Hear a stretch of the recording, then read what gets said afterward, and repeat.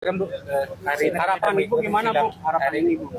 Ya, harapan saya sebagai seorang ibu, semoga Peggy cepat bebas. Amin. Ya, amin. Ya, amin. Bu, itu kan tadi saya ikutin sidang menit ini. Seperti apa? Seperti apa tim Iya, seperti apa? ya, saya mah nggak optimis aja sih. Optimis supaya Peggy bebas. Untuk agenda sidang besok dari kuasa hukum ini sudah menyiapkan ahli berapa? Ya, saya simpulkan dulu ya. Jadi kesimpulannya itu error in persona, salah orang, dan itu sudah dibuktikan oleh keputusan Kejaksaan Tinggi Jawa Barat ya, yang mengatakan berkas perkara penyidik Polda Jawa Barat atas nama tersangka PS Peggy Setiawan tidak memenuhi syarat formil dan material. Arti formil adalah subjek hukumnya, pelaku tindak pidananya. Jadi orangnya ini berbeda dan itu fatal dalam penyidikan. Untuk besok agendanya pemeriksaan pembuktian ya. Pembuktian itu dari mulai bukti surat dan saksi-saksi. Bukti surat sudah kami susun.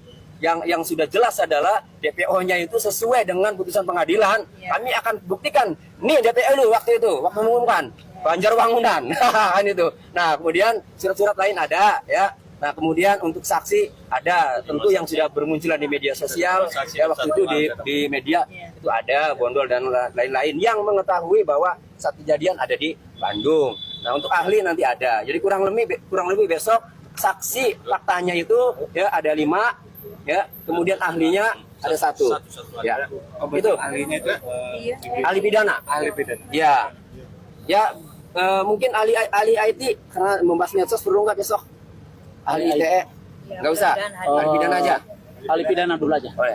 Ya, satu ahli pidana Takut itu. ini mereka takut kaget.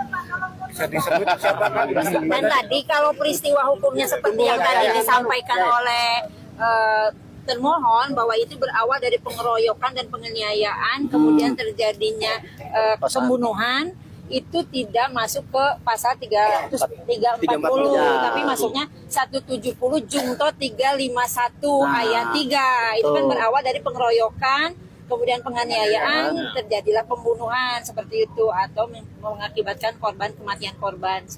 Itu pasalnya tidak tepat.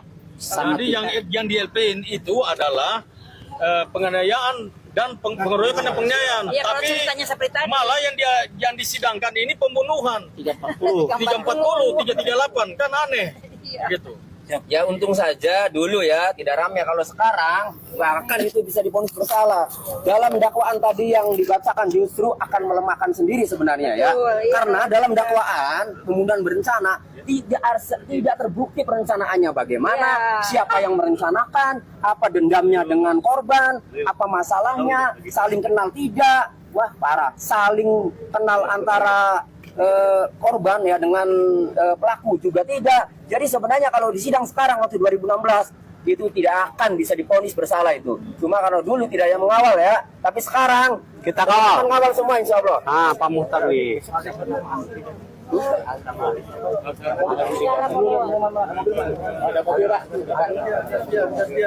Gantian.